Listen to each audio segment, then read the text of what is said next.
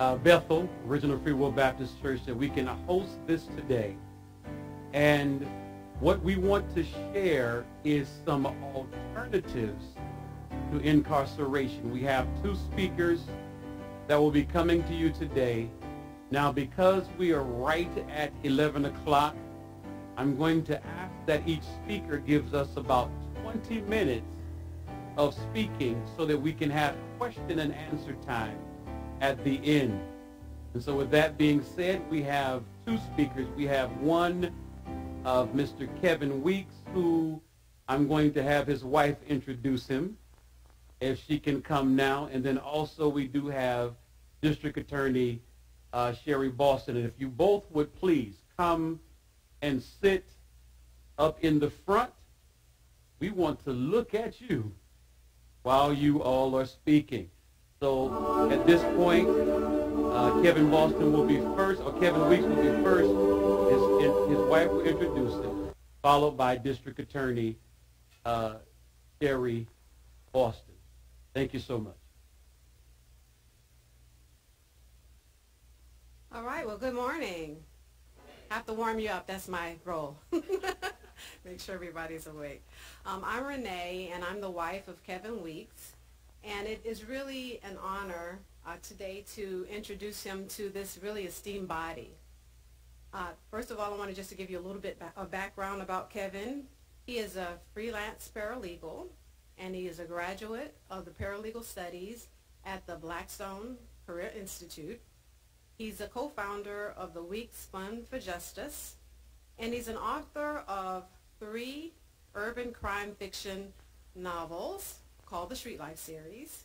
And we co-authored together a Civil War children's book that also won several awards. And because Kevin has an urban crime fiction series as well as a Civil War series, he has won an African American Pavilion at Book Expo Award and the Sons of Confederate Veterans Bonnie Blue Society Award. So you can see, and we heard from the previous meeting, that he is definitely about diversity, equity, and inclusion. I want to also state that he's a member of the Georgia Association of Paralegals, a board member of the Justice Reform Partnership, and a member of Christ Community Church in Cumming, Georgia. Also, he's very much so an enthusiast for e-bikes. He rides his e-bike all over. And he resides in Cumming, Georgia. As a speaker today, he has extensive experience with the criminal justice system, and today he will share his point of view on alternatives to incarceration. Without further ado, I turn the program over to Kevin and Weeks. So thank you very much.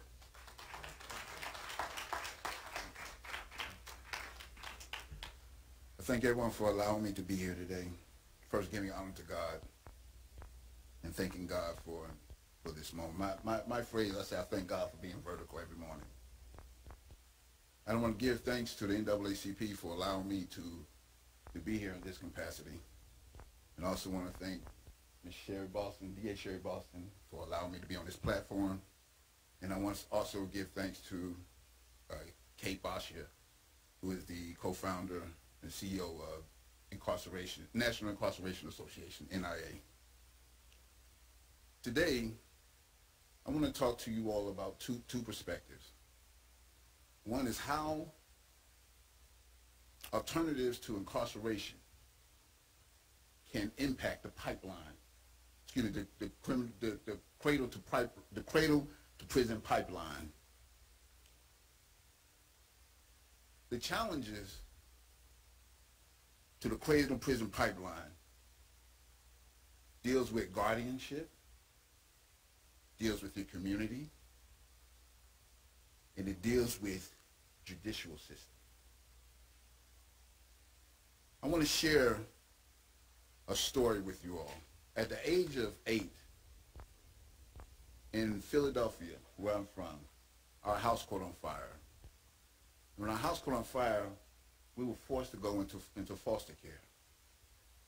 While in foster care, I couldn't understand why my foster mother had me and my brother locked in a room all the time except coming out for dinner. And that, my mind said, you could not keep me half free and half locked up. At the age of 8, I escaped my foster care. I didn't know where I was going in South Philadelphia, but I ran to a church. But little did I know that that church was more interested in taking me back where I came from, my community.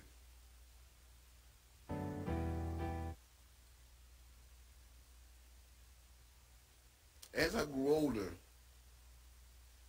you could not keep me half locked up, half free. And I could not figure out how I was going to be free, period. As time went on, I sought to my community. And I was looking for my community. At the age of 16, my mother had an incident with a male whom she was living with. And we were told to leave. Not too far from where we stayed in Glenarden, Maryland, Prince George's County, during that time at the age of 16. I was accused of going in this man's house and taking toaster and some silverware. And as I was going home, a police officer pulled up beside me and asked me, "What is your name?" And I said, "Kevin Weeks." And he said, "Put your hands behind your back, you're under arrest." I said, "For what?" He said, "I'll tell you when you get to the police station." I said, "Hold up, let me go tell my mother." "No, you can call her when you get down to the police station." While in the police station, I was forced to sign a statement. I did not commit that crime.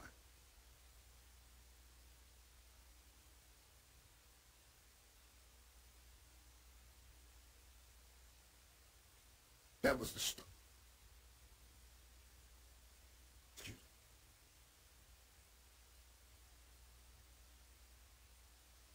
The cradle to prisoner pipeline is real. At that age, this officer spit in my face and told me if I did not sign this, that I was going to Boys Village.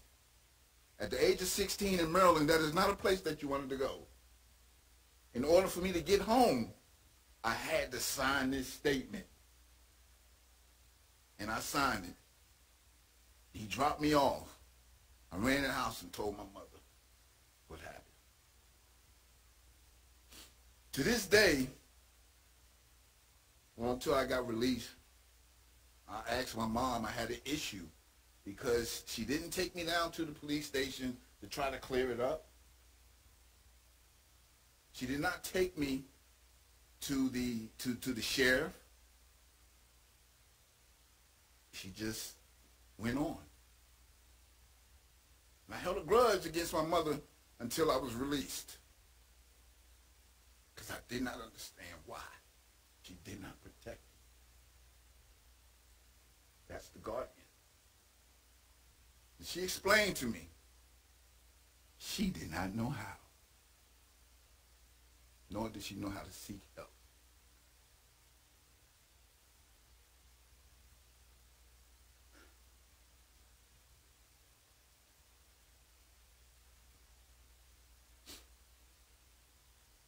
Now, after doing 21 years in the Georgia Department of Correction, I get out. I'm on no probation, no parole. And I get out. I do have a passport. Thank God. I voted for the first time in 21 years. But they would not allow me to have a TSA. This is the judicial part. Collateral consequences for a man who has served his time. To me, doing my time was not serving my debt to society. Because if I walked down the street you would not know that I had been incarcerated. Right now, me volunteering with the NIA is serving my debt to society. This is me giving back. The collateral consequences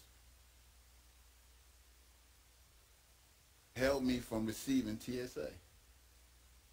The first time that I applied, there was a mistake in my birth certificate where my mother's name and my father's name was not on the birth certificate. They made me reapply. When I reapplied with the correction, I was then denied. But I asked, had I had that the first time, what could you all have put in place to deny me? By the name not being on the birth certificate, gave TSA enough time to come up with some collateral consequences to stop me from receiving TSA pre-check. I was not, my crime was with a BB gun. And I understand that in the state of Georgia, any article device having the appearance of, to wit, a handgun constitutes armed robbery. I clearly understand the law. But I had an offensive weapon. What could have been done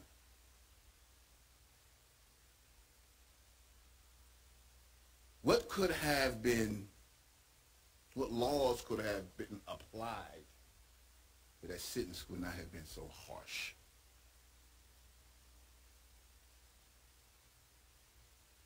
Collateral consequences, legal penalties that take away a person's right after they have served their court commitment.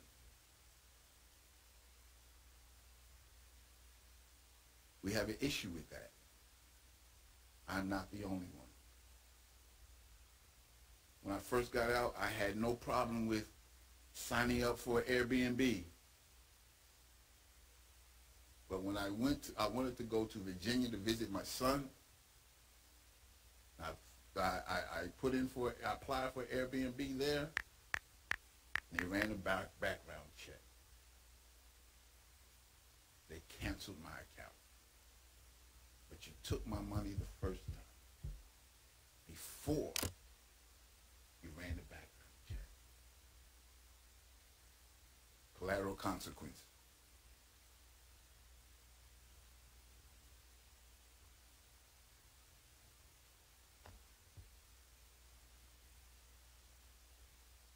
You'll have to forgive me. I have so much I want to share. I'm going to stay on topic. We're going to talk about the potential alternatives to collateral consequences. Because there are potential alternatives, and I love that this is a potential alternative to incarceration, period. 20% of teens who get out of foster care are homeless. 40% are homeless within 18 months. They have a higher risk of incarceration. While incarcerated, each dorm that I resided in, I did my own study on how many within that dorm had been through the foster system. And out of a dorm of 120 men, 25 to 30, that's only in one dorm, on one side. I did this in 5 prisons. I know the numbers are higher than that. And that is part of that cradle to prison pipeline. The cradle to prison pipeline was coined by Miriam Wright Erdeman. I had no understanding of that until I did my study and I realized that I am a product of the cradle to prison pipeline. what can I do to make a difference? How can I help make a difference?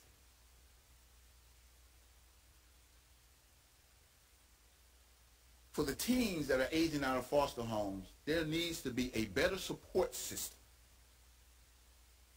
A better support system that works with the foster care and the community and the judicial system, especially when the teens have come into contact with the law. There has to be some type of programs for those youth so that they're followed, monitored, and placed into job positions throughout the community. It's a community effort. It's a judicial effort. It's a parent-guardian effort. Community-based mediation initiative with parents. Community-based mediation initiative. Community-based mediation initiative is having the judicial system, that officer, and that parent, along with the community, seeing if they can some way divert and ask the question, did this individual make an unwise decision and does not need to go to prison or go to jail or have a record, but needs some type of criminalization mind need to be altered? Or is this a problem? Now we need to figure out, it is a problem. What can we do as a community to try to alter the mind state of the individual? It's a community effort. And reform the administrative policies to collateral consequences. To reform collateral consequences, the policies need to be reformed so that men such as myself, women such as myself, that are coming out of prison wanting to be productive citizens in society, striving to be productive citizens in society, want to work with the lawmakers, want to work with the DAs, want to work with the attorneys to try to help. But we can't get certain type of licenses, we can't get certain type of certifications because of these policies. And the only way that these policies can be reformed is that we come together as a community. The lawmakers, the DAs, the judicial system, the parents, and the community as a whole. I remember getting a whooping from a lady down the street from me that I did something wrong.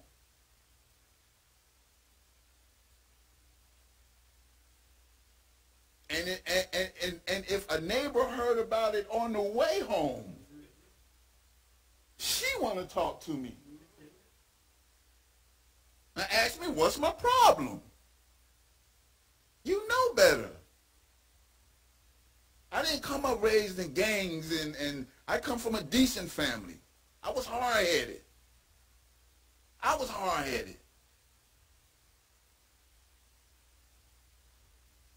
During 21 years within the Department of Correction, it can have a serious impact on you mentally. That is another issue, the mental aspect,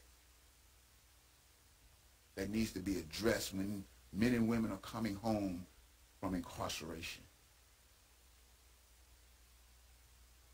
Our young men and women are in school, teenagers.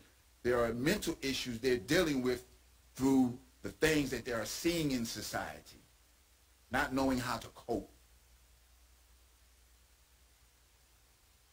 And I'm asking us as a community, providing better support for our teens that age out of foster care,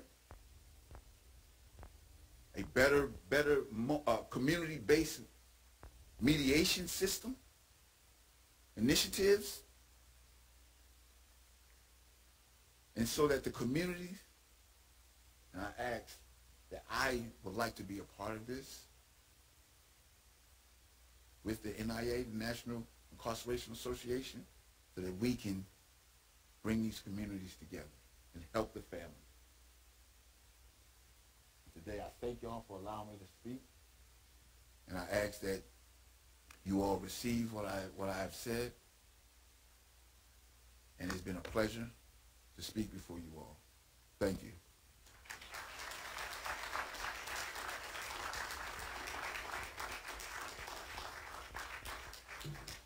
Thank you so much, Mr. Kevin Weeks, for that heartfelt speech. I'm sure that there will be some questions to ask you a little bit later, but this time, District Attorney Sherry Boston.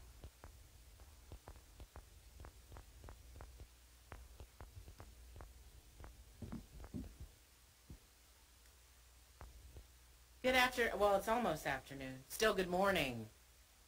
And I don't know if oh, there we go. Someone is controlling my PowerPoint presentation. Wonderful.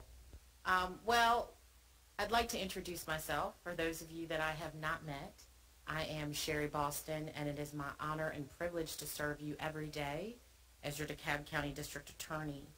I have had the honor and privilege of serving DeKalb County in an elected capacity since January of 2011. I spent 6 years as your elected Solicitor General, and then in 2016 I ran for District Attorney, and I'm proud to have done so for the last 2 terms, and look forward to continuing to serve DeKalb County as long as DeKalb County will have me. So I would love to thank you for inviting me here to be a part of this really important and vital conversation about alternatives to incarceration and restorative justice right here in DeKalb. I'd like to thank the Criminal Justice Committee of the DeKalb County NAACP branch for hosting this conversation and continuing to serve with advocacy and criminal justice for our community. Thank you so much. So the first thing I just want to talk to you about is a little bit about the role of the district attorney. And when I speak in the community, I want to be sure that everyone is included in the discussion with an understanding of where I am and what my role is as your district attorney in the criminal justice system. We have legal parameters in this position, as I indicated, in the Georgia Constitution. I serve as your elected official, representing the state in criminal proceedings in both Superior Court and in juvenile court. In our circuit, which is, even though we like to say DeKalb County, our judicial circuit is actually called the Stone Mountain Judicial Circuit.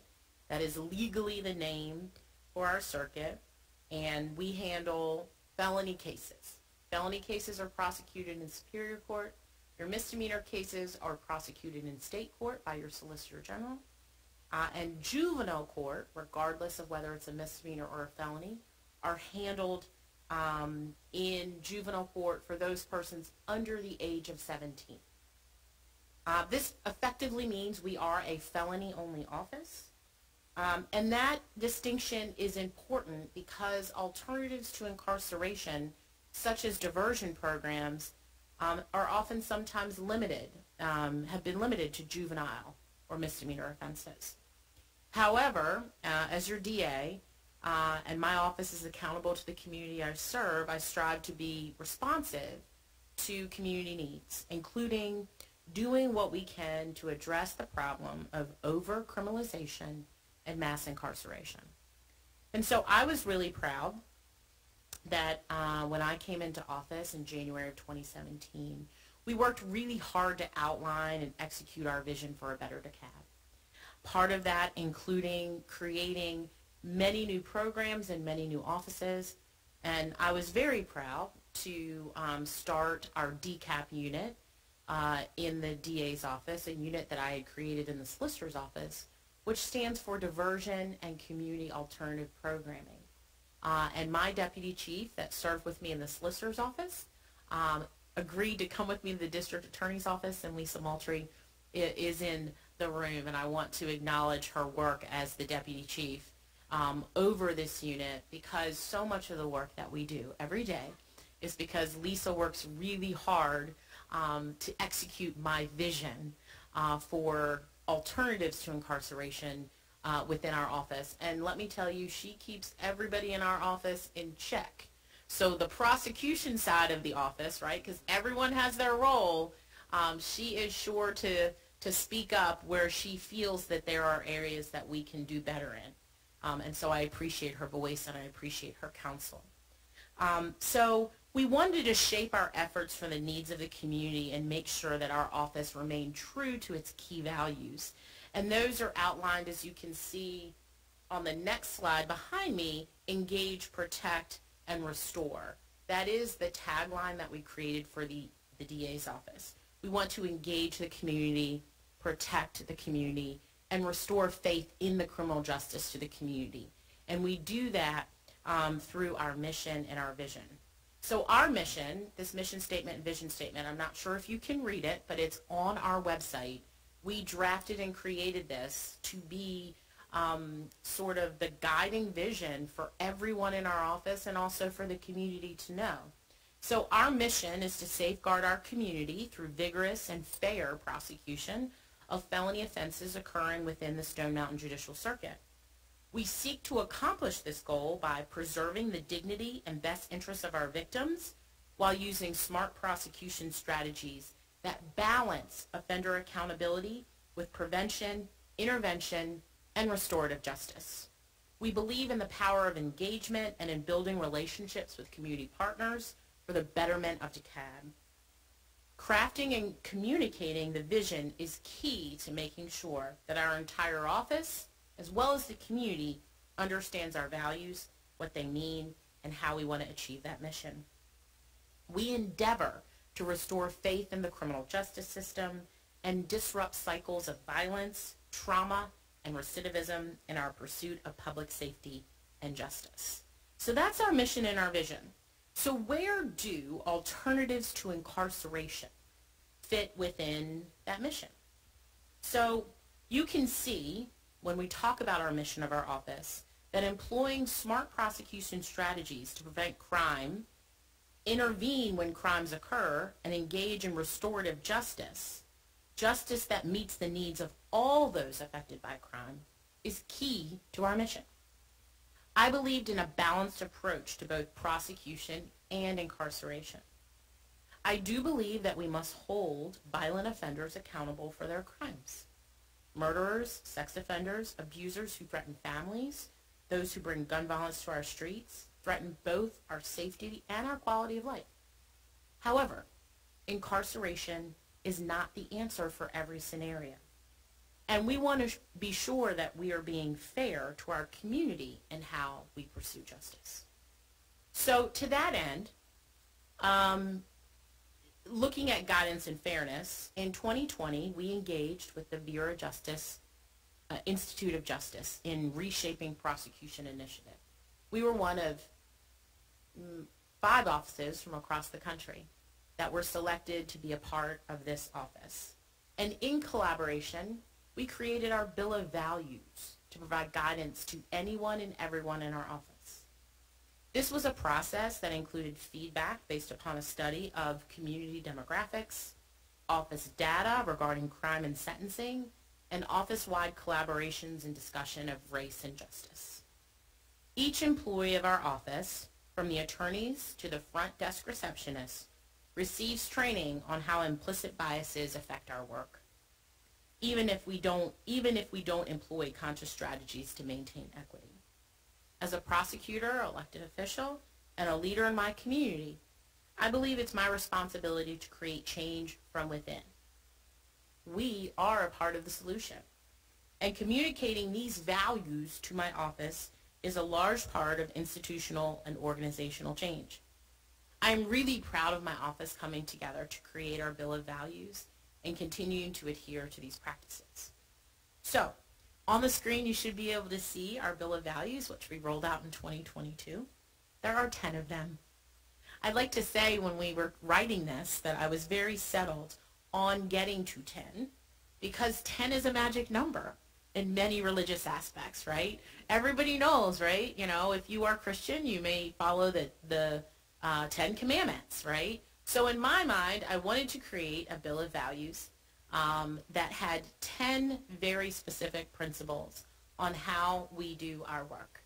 And so I'm not going to read through all this today in the interest of time, but you can see this is also located on our website. And this bill of values is a laminated hard document, and every employee, regardless of what you do in our office, is given a copy when they come to work. And they are asked to hang it somewhere in their office so that they can always be reminded as they're doing whatever it is their particular function is in the office, that they are guided by that bill of values. So it's a place for them to go back to be reminded how we would like them to do the work. So it wasn't enough to give people a mission and a vision.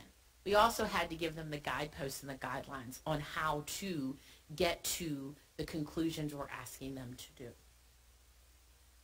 So how do alternative incarcerations fit within our Bill of Values? Well, diversion from the criminal justice system features heavily in our Bill of Values. We have made it an explicit value to strive to remove people, not cases, but people, from the criminal justice system where we can meet our justice goals of treatment, accountability, and safety. That's our number 6. We strive to divert people from the criminal justice system. It is a value set in the DA's office. And when you make something a value set, then people will often look for opportunities because they've been told not only is this okay, this is a value for which we base our work. And we do this because we seek to relieve victims from the burden of participation in the formal criminal justice system or the collateral consequences of that participation. We do this also to make sure offenders aren't over-criminalized. And when they are done with accountability for their crime, they are not permanently impaired in their ability to support their families and be contributing community members. We also do this to employ creative solutions to problems created by crime. So I'm here to tell you a little bit about our next upcoming project as I talk about some of our policies that we have that are meant to reduce incarceration. Several of them include our upcoming partnership with the Georgia Justice Project for a restorative justice program is the latest in many policy decisions we have made to reduce incarceration in our community. We have already enacted our juvenile and youthful offender policies to effectively intervene at the age many enter the system for the first time and make sure we're acknowledging that our youth are not done growing up yet. They are still developing in their cognitive and decision-making capacity, and we account for that when making charging and venue decisions for children and youth. We created a young adult diversion program with evidence-based and age-appropriate intervention strategies for youth between the ages of 17 and 24. We've expanded our availability and removed legal barriers for participation in diversion, including we now allow more nonviolent offenses, allowing participation regardless of representation. And as a result of COVID, we made the decision to permanently remove any and all administrative fees associated with diversion. And we continue to participate in accountability courts, which for the most part are run by judges, as an alternative to incarceration for those needing a higher level of support and supervision. So let me talk to you a little bit today about a restorative justice programming within our office. I had the goal for a really long time of trying to figure out how to implement restorative justice in our office. And restorative justice is a word that you might hear all the time, right, from people. Restorative justice, restorative justice, restorative justice. But the question is are you really implementing a program, right, that really is at the heart of that work engaged in true restorative justice? And I will tell you that most people are not. Not because they don't want to, it's just because they don't really understand the dynamics of what it really means to do that. And so I was very excited when I was approached about a partnership with the Georgia Justice Project. And I want to acknowledge Rami Garab, who's here today, who is a facilitator and one of the leading subject matter expertise in this area, who we've partnered with. And we're really excited for this project that is piloted here in DeKalb County and in Douglas County, but ultimately is our goal to serve all of Georgia. So our coming partnership with the Georgia Justice Project will allow us to bring this impactful practice to Georgia for the first time. And I say for the first time because many of you have heard about restorative justice programs, but what you've never heard of is a restorative justice program aimed particularly at felony cases. And so we'll talk about how this process is different from our typical adversarial process in a moment, but I want to make sure I introduce you to the basics of the restorative justice circle process. It is a highly structured process involving collaboration of all parties in addressing harm, taking accountability for that harm, and deciding on actions to address that harm. A trained facilitator prepares for all the parties to discuss what happened, how it affected them, and what they need to address the harm and regain safety, all in a peaceful and respectful manner. During that meeting, the victim, offender, and affected community members decide on what actions need to be taken to address the harm. An agreement is written within that process. And after the meeting, the facilitator assists the offender in accomplishing those actions required of him or her and refers both the offender and the victim to community resources. So, how is restorative justice different from the criminal justice system? Well, first, when we talk about traditional criminal justice system, the focus is on having the offender answer to the state for harm. Notice that the style of a criminal case is state versus Joe Johnson rather than the victim versus Joe Johnson. While we do a lot to preserve the rights of victims in our state, the traditional system was set up in a way that emphasizes harm to the state or to the government. This is useful where the victim needs protection or relief from repercussions of pursuing justice, such as domestic violence crimes, right? But the traditional structure is not useful in all cases. Notice in the diagram that's posted up here that the state is substituted, when we talk about restorative justice, with community, and victim is at the top of the priority position. The emphasis is on the needs of the victim. All parties in restorative justice are participating voluntarily. In the traditional system, victim participation is not always voluntary. Sometimes they are subpoenaed to court to come, just like any other witness, and they may not want to testify. They may not want to be a part of the criminal justice system. They may feel like the courts are not serving their needs. And we all know that it's definitely not voluntary for the offender.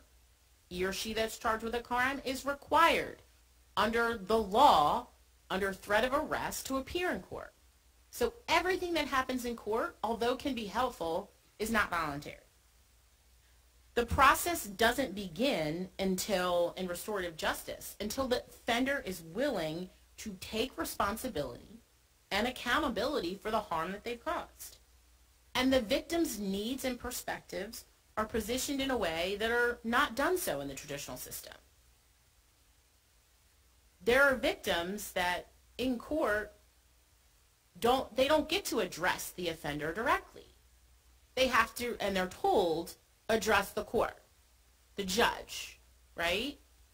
They are not given an opportunity. In the same way, in the court system, someone charged with a crime is asked to speak to the court, to the judge, and they're specifically asked not to engage with a victim in court. The restorative justice process allows a lot more flexibility in the remedies that the victim may want to feel compensated for the harm and feel safer in the community going forward. and the victim and the offender take advantage of the available community resources and support during and after the process. The community can assist with safety resources for the victim, as well as competency development for the offender to address underlying contributors to crime, trauma, lack of opportunity, criminogenic thinking, unaddressed mental health concerns, all these things that we can address.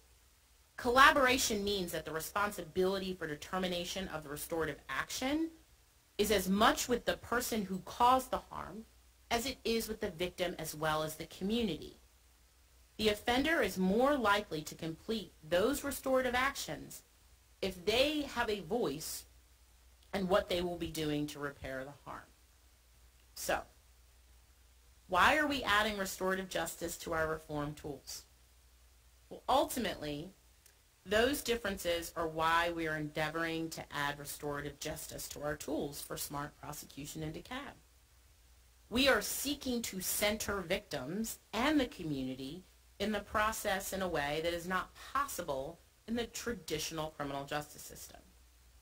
As I said, the traditional criminal justice system focuses on the person accused of a crime, and we're seeking to try a way to focus instead on the needs of crime victims and survivors, empowering them to achieve emotional healing and a sense of safety within their own community.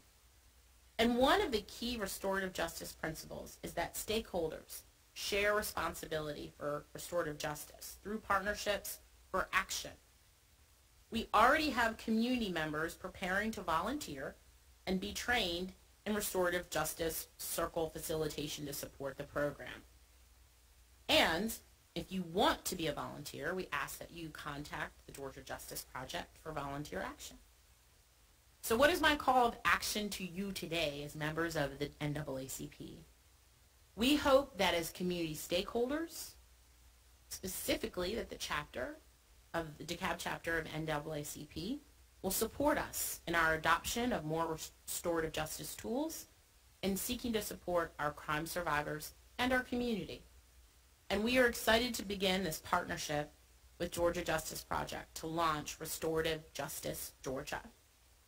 So thank you so much for your time and your consideration, and I look forward to answering any questions that you might have.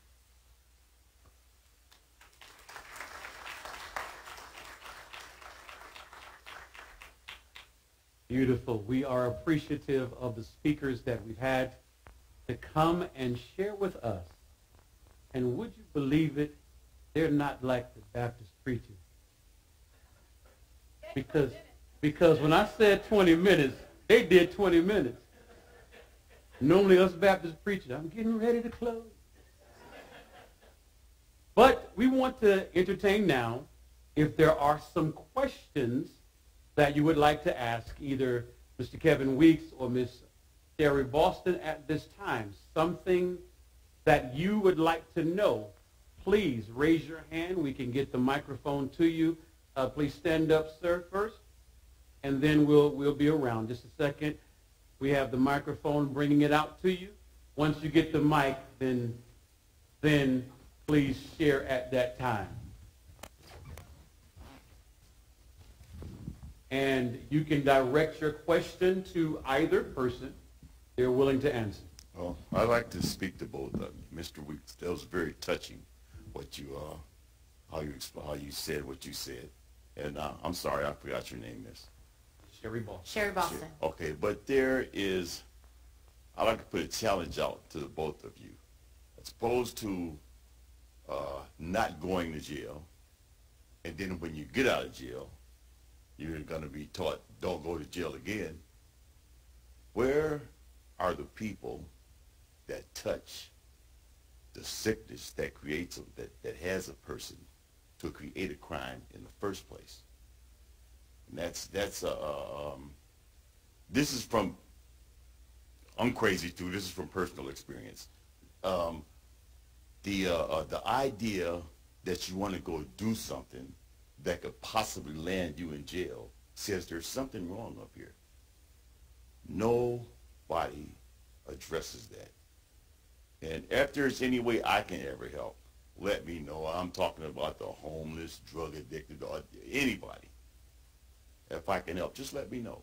But that's the person that needs to be with you guys. That's the person that needs to be sitting in the middle right there.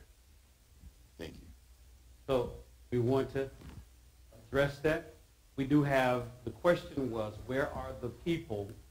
And a lot of them, we have what is called those that work with psychology, social workers, if you will, a part of each area. But he's asking a question, where are the people that can help the mental capacity of the person to keep them from either trying to commit the crime or committing a crime, which would land them in jail? Any thoughts? I'm gonna share this. From experience, you have to first want the help. And the help is there, and you have to ask. When I first was released, I knew that I could not acclimate back into society by myself. I knew that I could not be on this platform by myself. I had to reach out.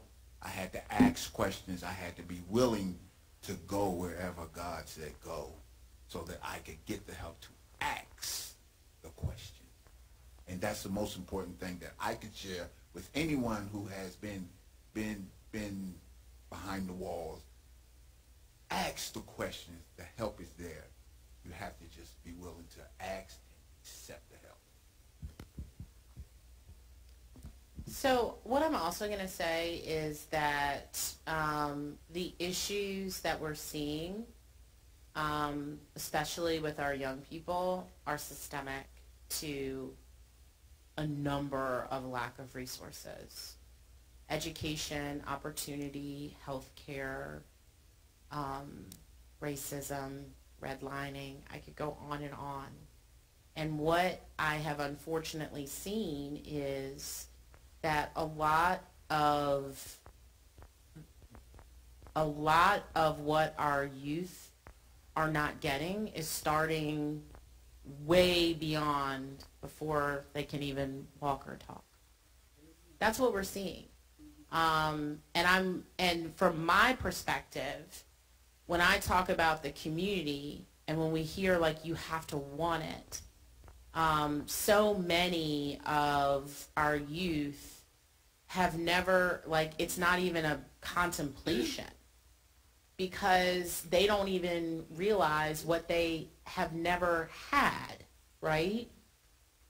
So, you know, for me, I'm in the criminal justice system space, but when I look at the stories, and I do look at all the stories and the history and the education records and the many of which include assessments around mental health and development, it is starting so soon that as a community, and I applaud the NAACP because you fight for so many issues on the ground that are bigger than just the space that I'm in.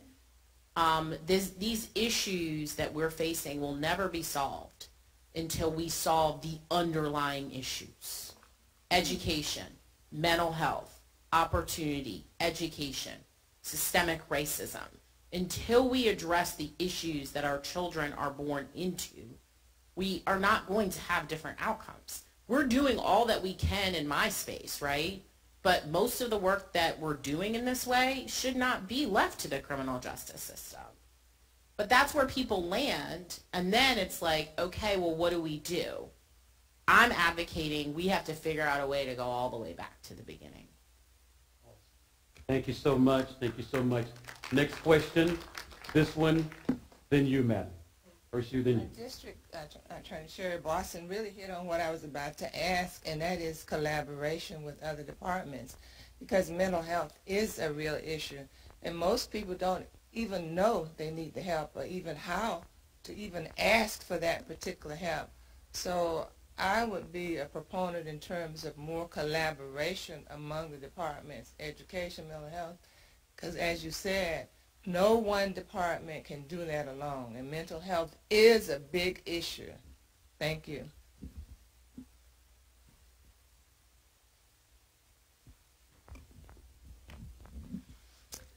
Thank you both. Those were great talks to us and very inspiring. Attorney General Boston, I heard you talk about volunteering with the Georgia Justice Project. And Mr. Weeks, I heard you talk about the issues. You have a room full of people here who care about this issue. What do you want us to do for you? How can we help you? Well, you touched on this very thing, and Rami is here, and so I would say if you are interested in being a volunteer in our new project, you can absolutely connect with him to get on our list to see if you can qualify to be one of our facilitators or one of our community volunteers. Much of this work that we are engaged in now really requires members of the community to be engaged in a part of the process, as we are trying to push it away from me or lawyers, but really people from the community that can really help us to help people around their engagement. That's just one thing that you can do. I mean, there's a lot of great organizations out here doing excellent work. But I ask you to continue your advocacy down at the legislature and in the community about making sure that we are passing laws and funding services around mental health, around education, and not spending all of our money on prosecuting people, putting them in prison, and throwing the key away for the rest of their lives. I mean, we know categorically that the money that we spend to incarcerate a young person for a number of years, we could spend half of that if we could give them an education, a technical trade, or a college degree to make them useful members of the community. Instead, we're spending a lot of money to house people in places that you're not going to learn anything new or valuable when you come out. And I say that in a way that, there is, again, part of my job is sending people to prison, and we do that every day for people that I believe that if let on the outside will harm, rape, kill again.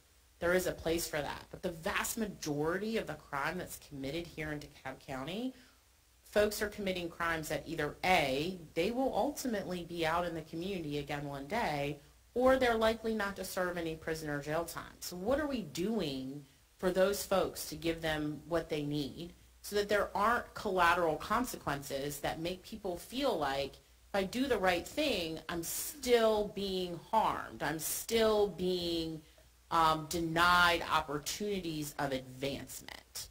And that's really what we need to talk about, is really removing stigma. If you have a small business, if you own your own company, if you are an employer of people, consider employing people that have had a criminal record. Ban the box in your sense of hiring qualified people. Be willing to give folks that real second chance opportunity. Don't just say it, live it. Everything you said is what I would say. I'm gonna say, please join NIA, www.com, joinnia.com. It's a voluntary organization, and we need the community. The community is our strength, and that is how we engage. That is how we spread out. So go ahead and look up Join NIA, and you won't be disappointed. You will not be disappointed. Awesome. Yes, ma'am. Yes, thank you so much, Mr. Weeks. I appreciate your story. I can hear the pain that still resonates with you still to this day. I hear it in your story, and I want to acknowledge and appreciate the vulnerability that you must still be feeling to even share that story with us today. So thank you for that. Ms. Boston, thank you so much for everything that you do for our community. I really do appreciate that. I do work in reentry. I'm a therapist for the Georgia Department of Community Supervision. And so I provide mental health services for those citizens who are returning to our community. So I know how important mental health services is. But one thing I have learned from being in that capacity, working with returning citizens who come back to our into our community, is that sometimes you don't know what you need until you know. So citizens who are returning don't know that they need mental health services until they're sitting in my chair in my office, and they are telling their story, and they have never ever entertained the notion that they might need mental health services. They have never ever heard the term, you might be suffering from trauma. There's some trauma in your life that you have experienced that has caused all these things to happen in your life, and they have never looked at it as being trauma. It was just the way life was. It was just the way we dealt with things. It was just the way I navigated through life. This is how it was.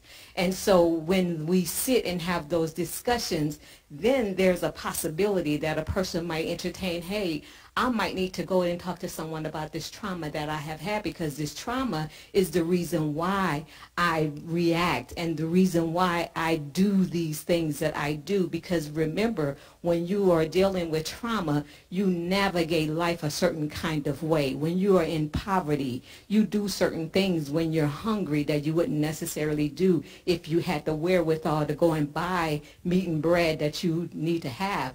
So when those things are uncovered, people know, like Maya Angelou says, when you know better, you do better. So when people know these things, then they go and they get some help. But the other thing that we are talking about are risk factors, and they are always there. They are there when kids are young. They are there when you're older. They are there when you get out of prison. When you get out of prison and you go back into that neighborhood where you left, you are back into your risk factors. So, you know, we have to help people to get out of those situations where that got them into the situation that they were in. So there's a lot of work that we have to do, and so we have to come to the table and try to figure out how is it that we can help these individuals, these adults, do something different in the community. How can we help them with these barriers? And these barriers, there are many. They're systemic, they're educational, they're hopelessness, homelessness, poverty. There's underemployment, there's no employment. There's all these things that they have to deal with, and they don't know how to deal with it. And so we need to stop asking, what is wrong with you, and start asking, how can I help you? What is it that I can do to help you? Because if you ask me what's wrong with me, I don't know. I've been navigating like this for 50 years. I think I'm good. So, you know, how can I tell you what's wrong with me, right? So you're looking at me thinking that I'm the problem, and I'm looking at you going, how come you don't get this? You know, so it's a lot of stuff that we have to do to try to help our community, the people in our community. And so one thing that we have to do is start identifying. People have trauma, and so they're operating from that sphere. What is the trauma that is causing this behavior, right? And so when we know that, we get trauma informed, and so then we do something different. We help them to do something different. So I think we have a lot of work to do. One thing is just understanding, right? We have to start right there. We have to understand what is going on with people and not just put everything on mental health. They have a mental health problem. I mean, I tell my husband that all the time. I have a problem with thinking everybody has a mental health problem. It's not mental. It's not a mental health. It's a risk. You know, it's something far beyond just a mental health problem. You know, that was it. All right. Mr. Whitehead, and then we can possibly entertain one more, because I know that we're supposed to let you go at 12 o'clock, and it's 11:58 now. Come on. This is to Miss Sherry. Sherry, is the Georgia Justice Program what you speak of? And is it just local in DeKalb County? How do you can work with this program in other counties? So the pilot is Douglas County and DeKalb County. That's where we're piloting the program while we get it up and running. But at the end of the day, in an ideal world, our program would be available to anyone in the state of Georgia, all counties, assuming that those different district attorneys are willing to engage and use our program. Okay, with the Georgia Justice Project also, is this a part of Georgia, the whole state of Georgia, or is this just the county DeKalb? Okay, so the Georgia Justice Project is its own entity, and they are actually based in Fulton County, but service all of the metro area. As the Georgia Justice Project is working with us to build a program called Restorative Justice Georgia. But the Georgia Justice Project, GJP, has been around for a long time, and they do a lot of great work and advocacy in the area of criminal justice reform. And they're actually based in Fulton County. Georgia Justice Project, yes, you can find them on the website. And if you want more information, you can see Rami. Rami, raise your hand. He can tell you also more about the Georgia Justice Project. Just before Mr. Lance, Mr. President, we have a person here that's head of the NIA. It's Kate Fox. Is that right? There you go. Please stand up so we can recognize you. Thank you so much for being in attendance with us. All right. Thank you. This has been a great engagement, and this is the type of thing that the NAACP does. And when people ask, is the NAACP relevant, this is the type of stuff that makes what we do relevant. A couple of questions is that, number one, District Attorney Boston, I pledge right now that we're going to campaign with you as far as getting those volunteers. You know, I'm a big volunteer for education, volunteer for this thing, and we have a strong criminal justice committee, so we are committing to campaign with you across DeKalb County. You just tell us how many you need, and we're going to go for it, okay? Thank you. The other thing is that the topic of restorative justice, and the folks on our criminal justice committee, they will tell you that I am still trying to understand the term restorative justice. And you know, they've recommended books to me and this, that, and the other. You guys stop laughing back there. But it is a complicated topic when you call it restorative justice. I'm thinking it's just the piece where we restore people coming back, but it's more than that. So, you know, keep educating us on what restorative justice is, and maybe there's a better term that helps the public in general kind of get what that topic is. My question is that, you know, ever since that case in Memphis where the police killed the young man, and when I first saw it, I was thinking, okay, you know, another white cop killed a black guy, but it was black on black. And so from that point, I started thinking about this thing, institutional racism. It's not the people, it's the institution. So District Attorney Boston, I was glad to hear that you talked about changing some things. So what is it in your department, and Mr. Weeks, you know, you've been part of the criminal justice system, what is it that we can do differently? You know, because, you know, we run the, you know, you're the district attorney, it's us, it's our office. So what are we doing different from when it was somebody else running that institution? How is it really changing, and how can we help that change? And Mr. Weeks, you've seen it from being part of that system, and you're probably thinking, well, it's still the same old system. What is it that we can do to make this thing better? Because if we keep doing it the same way, you know, again, our policing, what have we done differently as far as policing? I mean, we have a black police chief, you know, the whole thing. So how do we break the cycle and really make it different in these systems? Thank you.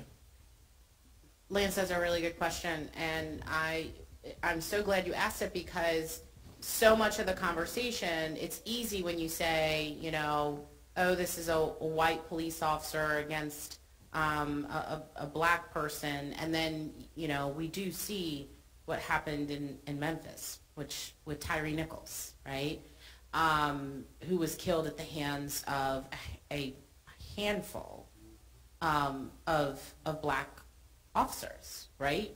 And so, you know, and I've always said that, I mean, being a leader in DeKalb County, where, you know, all of our leadership, for the most part, is African American. Our CEO, our DA, our chief judge, our sheriff, our police chief. It's not about the color of your skin, right? It is about the fact that regardless of where you live in America, there has to be a recognition that the criminal justice system was built on the backs of racism. Once you acknowledge that piece, then you can move into the, so how do we heal, or how do we promote practices that are in fact taking into account that race has been a systemic factor in what we've done. And so a big part of what I have tried to do and how I feel like I can distinguish myself from my predecessors was because I have understood and focused on how can I have a prosecution office that recognizes the biases in the world, that recognizes the biases that each of us naturally have because we're human, and what practices can we put in place to neutralize those biases. We can't erase them. They exist in everyone, right? And we know they exist in the system. But what policies can we implement? What procedures can we implement in order to offset and make sure our decisions are victim-centered and race-neutral and done with equity and fairness? And that is a huge hurdle. It is not done overnight. It is not done by one seminar, and it's certainly not done by one policy. You have to keep working at it and working at it and working at it. I mean, I was here for part of your conversation that started about, you know, DEI, right? And this idea that there are folks in our world, in our landscape, that no longer believe we should talk about diversity, equity, and inclusion. I believe we are never going to be a society that functions well and fair unless we continue to talk ad nauseum about diversity, equity, inclusion. Because it's critical to how we do all of these services, not just in the criminal justice system, but in the healthcare system, in the education system, because all of these inequities exist in each of those areas. So for me, I'm just doing my part, right? I lead in the criminal justice space, and that's where I can leave a lasting mark. I will not be district attorney of DeKalb County forever, but I hope to leave it in a better place than I found it, and in a way that whoever comes after me can continue to carry that torch towards creating a place and a space for equity and fairness, serving victims, but also understanding that people that have committed crimes shouldn't be thrown away forever, and that they are also valuable members of our community who often started out as victims in our community that we threw away and forgot. I don't know if I can follow that one. I'm going to come from a different perspective to answer that question.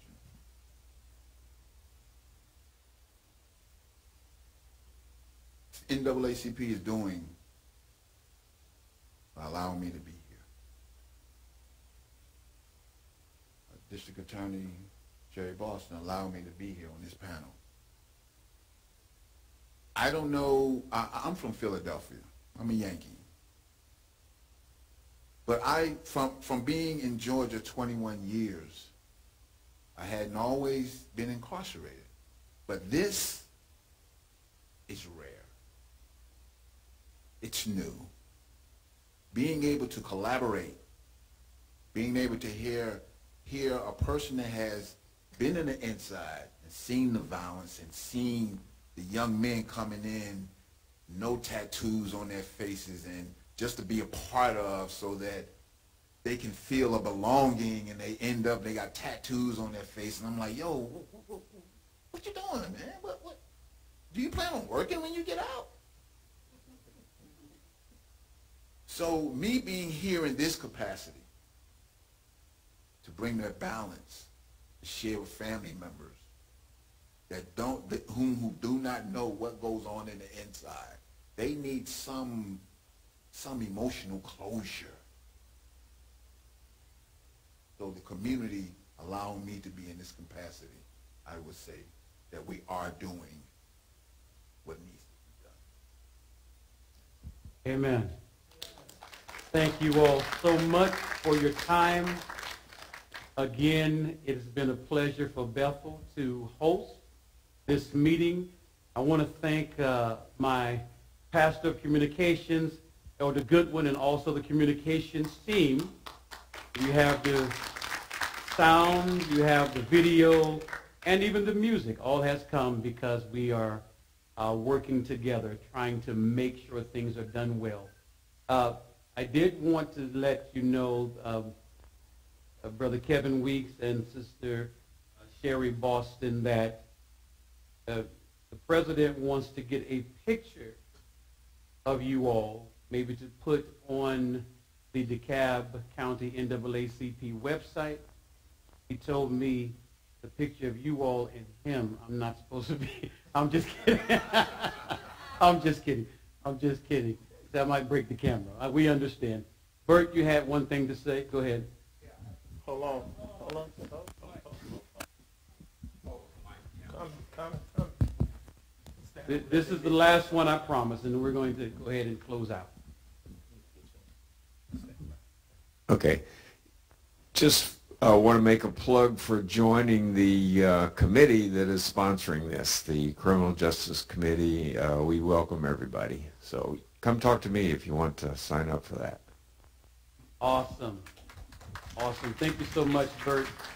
He keeps all of us in line there. He's we work this every third Tuesday of the month at 7 p.m. and we're meeting online in the Zoom, and so you don't have to worry about coming out, but at the same time, it's a lot of information that's shared. Keep that in mind.